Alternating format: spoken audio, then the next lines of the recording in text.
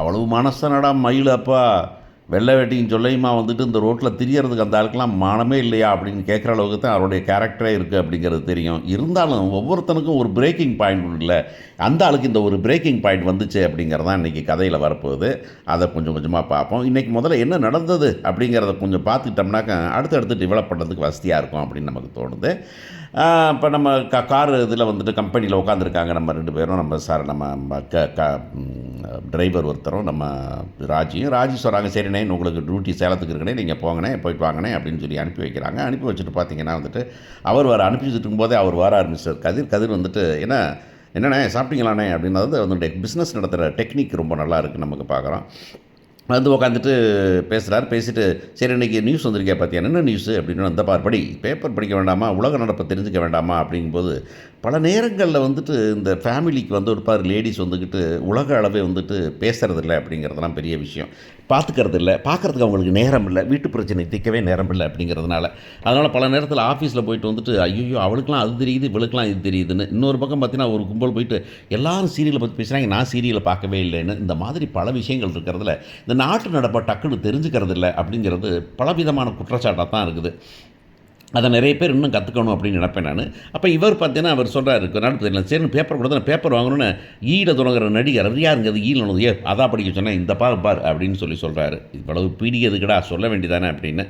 இந்த இந்த இந்த இந்த கேரக்டரே ஒரு மாதிரி வன்மையாக கண்டிக்கிறேன் அப்படிங்கிற மாதிரி தான் அவங்க பண்ணுறாங்க தான். அப்போ சொல்கிறார் வந்து பார்த்தியா அவங்களுக்கு ட்ரைனிங் போலீஸுக்கு ஆள் எடுக்கிறதுக்கு எக்ஸாம் வந்துருச்சு பார்த்தியா, அனௌன்ஸ் பண்ணிட்டாங்க, நீ படிக்கணும் நீ, அதனால் உனக்கு தனியாக ரூம் போட்டு தரேன் அப்படிங்கிறான், தனியாக வீடு போட்டு தரேங்கிறான், டேபிள் போட்டு தரேங்கிறான். இல்லை வெண்ணு வேணாம் நான் அங்கேயே இருக்கிறேன்னு. இல்லை நீ கடைக்கு வரணும், நீ வீட்டிலே இருந்து படி அப்படிங்கிறான். இல்லைன்னா சென்டரில் சேர்த்துறேங்கிறான். என்னமோ சொல்கிறத பார்த்தா கதிர் சொல்கிறத பார்த்தா இந்த பிள்ளை கடைக்கு வர்றதே எனக்கு பிடிக்கல அப்படிங்கிற மாதிரியே பேசுகிற மாதிரியே இருக்குது. அதெல்லாம் தாண்டி இதெல்லாம் கூட ஒத்துக்கலாம். ஆனால் கடைசியாக சொல்லும்போது சரி என் ஃப்ரெண்டுக்கு சொன்னான் புக் சொன்னான், அந்த புக்ஸை வாங்கிட்டுறேன். ஏன்னா இன்னும் புக் வாங்கலையாடா, சும்மா கிரவுண்டில் ஓடுறதோட முடிஞ்சு போச்சா அவங்களுக்கு இன்னும் புக்கு. அதை வந்துட்டு இந்த பிள்ளை இப்போ போலீஸ்க்கு படிக்க போகிற பிள்ளை எக்ஸாம் வருது, எக்ஸாமுக்கு வந்துட்டு ப்ரிப்பேர் பண்ணணும், ப்ரிப்பேர் பண்ணுறதுக்கு வந்துட்டு எக்ஸாம் அனௌன்ஸ் பண்ணி தான் ப்ரிப்பேர் பண்ணுவாங்களாம். அதுக்கும் புக்கு என்னன்னு தெரியாது, புக்கு ஃப்ரெண்டு சொல்கிற புக்கு தான் வாங்கிட்டு வரணுங்கிறதெல்லாம் வந்துட்டு இதுதான் பொண்ணுங்களுக்கு ஸ்பூன் ஃபீடிங்கிறது.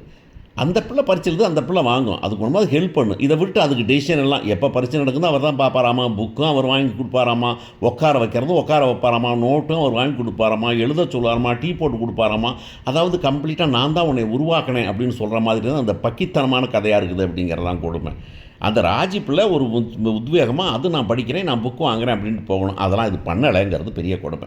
சரி என்னப்பா இப்போ என்ன தான் ஆக போகுது அப்படின்னாக்கா அந்த பக்கமாக சோறு கொண்டு போகிறான். இதுக்கு ஆக்சுவலாக எனக்கே நடந்த சமாச்சாரம். கல்யாணம் முடிஞ்சோன்னே எல்லா பொண்ணுங்களுமே அப்படி தான் அவங்க வீட்டில் பிரின்சஸாக இளவரசியாக இருந்துட்டு வந்திருப்பாங்க. வந்து சமைக்க தெரியாது, சுடுதண்ணி வைக்க தான் தெரியும், முட்டை வைக்க தான் தெரியும், மீதியெல்லாம் தெரியாதுங்கிற நிலைமை தான் இருக்கும். இது வந்து எல்லாத்துக்கும் நார்மலாக பல பேருக்கு நடக்கிறது. Very few exceptions. அதே டைமில் இதே மாதிரி தான் ஃபஸ்ட்டு ஆஃபீஸ் கொண்டு போது நானும் வந்துட்டு சாப்பாடு கொண்டு போய் அடுத்தவங்க கொடுக்காமல் சாப்பிட்டேன். என் பொண்டாட்டி சமைச்சது எனக்கு மட்டும்தான், எனக்கு எதை கொடுக்க முடியாதுங்கிறதுனால தான். உப்பு இருக்குதா உப்பு இல்லையா, உரப்பு இருக்குதா உரப்பு இல்லையா. ஒரு நாள் புளிக்குழம்புன்னு கொடுத்துட்டாங்க, போய் சாப்பிட்டு வந்து கேட்டால் புளியை கரைச்சி குழம்புல ஊற்றலைன்ட்டாங்க. இதெல்லாம் நிஜமாகவே எனக்கு நடந்தது. அதெல்லாம் லைஃப்பில் என்ஜாய் பண்ணிட்டு இருந்திருக்கிறேன் நான் ஆக்சுவலாக. இன்றைக்கி வந்து அவங்க தனியாக வந்துட்டு அவங்க பேரில் ஃபுட்ஸ் அப்படின்னு சொல்லிட்டு ஒரு கம்பெனியே ரெஜிஸ்டர் பண்ணி அவங்க வந்துட்டு ஃபுட் கம்பெனி நடத்திக்கிட்டு இருக்காங்க. ஆனால் அன்றைக்கி வந்துக்கிட்டு உப்பு போடலான்னு தெரியாது தான். அந்த கதை தான் இன்றைக்கி மீனாவுக்கு நடக்குது. அதை வந்துட்டு எனக்கு இன்றைக்கி பிடிச்சிருந்தது செந்தில் அதை ஸ்போர்ட்டிவாக எடுத்துக்கிட்டது தான். செந்தில் வந்துக்கிட்டு இல்லை நல்லா தான் இருந்தது, நான் சாப்பிட்டுக்கிறேன் அப்படின்னு சொன்னதான். ஆனால் அந்த ஆம்பளைங்களை கெடுக்கிறது பொம்பளைங்க தாங்கிற மாதிரி இல்லை நீங்கள் கடையில் வாங்கி சாப்பிடுங்க, கடையில் வாங்கி சாப்பிடு பொத்தி பார்க்குறேன்னு அவன் வந்துட்டு சரி கடையில் வாங்கி சாப்பிட்ருவோம், ஆனால் மீனாவுக்கு சொல்லாமல் விட்டுலாங்கிறது அங்கே திருட்டுத்தனம் வந்துடுது. அந்த பொண்ணு அக்கறை எடுத்து என்னங்க நல்லா இல்லை தானங்க சாப்பிடுங்க அப்படின்னு சொல்லிட்டு சொல்கிறது வந்துட்டு அக்கறையாக இருந்தது. அப்படின்னாலும் கூட இவங்க 2 பேர் இன்னும் வந்துட்டு நெருக்கமாக இருந்து பண்ணிக்கிறதுன்னு வேறு பொய் ஃப்ராடுத்தனம் பண்ணாமல் இருக்கணும் அப்படின்னு பார்க்குறோம் நம்ம. சரி என்னங்கடா கதைக்கு வருவோம் அப்படிங்கிறீங்களா? ஆமாம், இங்கே என்ன நடந்துச்சு ட்விஸ்ட்டு அப்படின்னு பார்ப்போம். இந்த இப்போ சரவணன் வந்துட்டு பேசுகிறான், அந்த பொண்ணுகிட்ட பேச ட்ரை பண்ணாக்க அவர் பேச மாட்டேங்கிறாரு. இந்த ஜாமான் எடுத்து கொடுங்கங்குது, கொடுக்க மாட்டேங்கிறாரு. இதுக்கடையில் ஒருத்தன் வந்துக்கிட்டு என்னங்க தனியாக பிரான்ச் ஆரம்பிச்சிட்டிங்க, நம்ம சொன்ன மாதிரியே பிரான்ச் ஆரம்பிச்சிட்டிங்கன்னு. எங்கே ஆரம்பித்தோம் அப்படின்னாக்கா இந்த பாருங்க காந்திமதி ஸ்டோர்ஸ்னு நீங்கள் உங்கள் மாமியார் பேரில் வச்சு உங்கள் மச்சனோட உட்கார வச்சு தெரியாத எங்களுக்கு அப்படின்னாவோ அது எங்களது இல்லையா போயா அப்படின்னு சொல்லிட்டுறாரு. இதை வச்சுக்கிட்டு அந்த பொண்ணு ஏமாம்மா கோவப்படுறீங்க நீங்கள் எல்லாரும் அப்படி தான் பேசுவாங்க வர்றவங்கலாம் அதுக்காக கோவப்பட முடியுமா சரி மேலே இருந்த ஜாமான் எடுத்து கொடுங்க அப்படின்னா எதுக்கு அங்கே மேலே இருந்த உனக்கான பிரச்சனைங்கிறார் இன்றைக்கி என்னன்னாக்கா சரவணே அவங்க அப்பா வச்சுக்கிட்டே தைரியமாக இருந்தது அப்படின்னாக்கா அந்த சாது மிரண்டால் அப்படிங்கிறது நம்ம கரெக்டாக இருக்குது எவ்வளோ நாள் தான் பொறுத்து போக முடியும் அப்பாவுக்காக இந்தா சொல்கிறேன்டான்னு சொல்லிட்டு மேலே அங்கே இருந்தால் உனக்கான பிரச்சனை அப்படிங்கிறான் அப்புறம் அந்த போனோட பாரு ஏமா நீ பொண்டாட்டின்னு பார்க்க வேண்டாம் கடை பார்க்குற பிள்ளை என்னாச்சு மதியாக ஓடி போயிடுறி உன் மூஞ்சியை பார்க்கக்கூடாது தான் வந்துகிட்டு இருக்கேன் இங்கே வந்து மூஞ்சி காமிச்சு ஓடு அப்படின்னு சொல்லும்போது அவர் வந்து ஏன்டா அப்படி சொல்கிற நீ அப்படின்னா அந்த உடனே சமாளிச்சுக்கிட்டு போய் கடையை போய் பார்க்க போகிறேன்னு ஓப்பன் அதெல்லாம் நிஜமாகவே நடுக்கி தான் நல்லா பண்ணுதான் அந்த பிள்ளை உண்மையை சொல்லிட்டு இருந்தாக்க நல்ல குடும்ப பொண்ணாக இருக்கலாம் நல்ல கடையில் வேலை பார்க்கலாம் இதுக்கு படிப்பும் தேவையில்லை வயசும் தேவையில்லை அப்படின்னு ஆனால் பொய் மூட்டை தானே அந்த பிள்ளை அப்படிங்கிறது தான் கொடுமை அப்படின்னு திட்டிறான் அவர் உடனே வந்துட்டு இவர் என்ன பண்ணுறது தெரியாமல் முடிச்சுட்டு இருந்திருக்காரு உடனே வந்துட்டு ஜப்பா நான் டெலிவரி கிளம்புறேன்ப்பா டெலிவரிக்கு போயிடுறான் போன ஒரு பார் இவர் என்ன பண்ண தெரியாமல் முடிச்சுட்டு கிளம்பிடுறாரு பார் இந்த பொண்ணு மட்டும் கடையில் இருக்குது கடையில் இருக்கும்போது கரெக்டாக அவர் வராரு வந்தோடனே அவங்க அப்பா வராரு எப்பா எதுக்குப்பா இங்கே வந்தேன் நான் பொண்ணுப்பா வேலைக்கு தான் வந்தேன்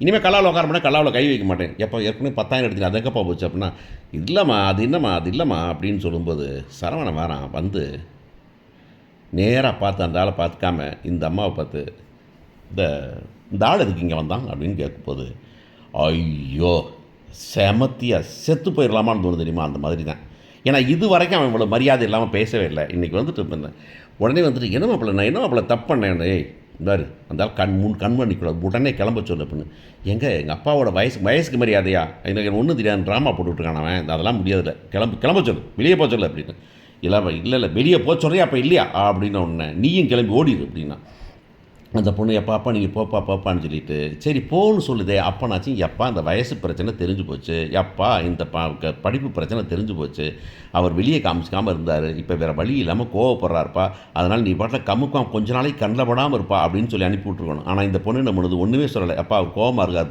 போயிருங்குது இது எல்லாத்துக்கும் அப்படி தான் இந்த வழக்கமாக வாயில் வந்து சொல்லி விளங்குன பார்த்து நீ பண்ண வேலை தான் அப்படின்னு சொல்கிறத சொல்லாமையே விட்டு தான் கதையை இழுக்கிறது அப்படிங்கிறது அப்போ அனுப்பிவிட்டுனா இவர் வராரு இவர் வந்துட்டு வெளியே வந்து அவன்கிட்ட சொல்ல அனுப்பிவிட்டேன் அப்படிங்கிறது நீயும் கிளம்பி ஓடிடு வீட்டில் நிற்காத வீட்டில் மூஞ்சியாக போகலாம் கடைக்கு வரேன் கடையில் வந்து மூஞ்சியை காமிக்காத உங்கள் வீட்டுக்கு போ இல்லை எங்கே வேணாலும் போ அப்படின்னு சொல்லும்போது பாண்டியன் வந்துடுறாரு பாண்டியன் வந்து என்னப்பா பேசிட்டு இருக்கா சட்டை போட்டுருக்கேன் அப்படின்னாப்பா முதல்ல அவள் அனுப்புங்கப்பா அப்படின்னு சொல்லிடுறாரு சரவணன் இப்படி பேசுவான் நம்ம எதிர்பார்க்கவே இல்லை ஒன்று என்னடா பண்ணிக்கிட்டு இருக்கேன் ஏன்னா உங்களுக்கு என்ன தெரியும் ஒன்றுமே தெரியாது என்னை குறைச்சல் மட்டும் தான் உங்களுக்கு தெரியும் அப்படிங்கும்போது செந்தில் இப்போ முதல்ல கதிர் அதுக்கப்புறம் செந்தில் இப்போ சரவணன் வந்துட்டானாக்க பாண்டியன் தன்னை திருத்திக்க வேண்டிய நேரம் வந்துருச்சுன்னு அர்த்தம் இப்போ என்ன நடக்கும் அப்படின்னு எதிர்பார்க்கணும்னா மயில் அனுப்பிவிட்டு அவர் போயிடுறாரு ஆனால் இந்த மனுஷன் நேராக வீட்டுக்கு போய் ஒரு ட்ராமாவை போட போகிறாரு ஆஹா இந்த பிரச்சனை தெரிஞ்சு போச்சு போல இருக்குது பிரச்சனை தெரிஞ்சு போச்சுன்னா இப்போ வந்துட்டு மயிலுக்கு என்ன ஃபோன் பண்ணி கேட்டுருவாங்க சேர்ந்துட்டு அப்போ வந்துட்டு வீட்டை விட்டு மகளை விரட்டி விட்டுருவாங்க அப்படின்னா ரொம்ப கஷ்டமாச்சே ரொம்ப தப்பாக போயிருமே அப்படிங்கிறதுனால எனக்கு தெரிஞ்சு என்ன பண்ணுவார் அப்படின்னாக்க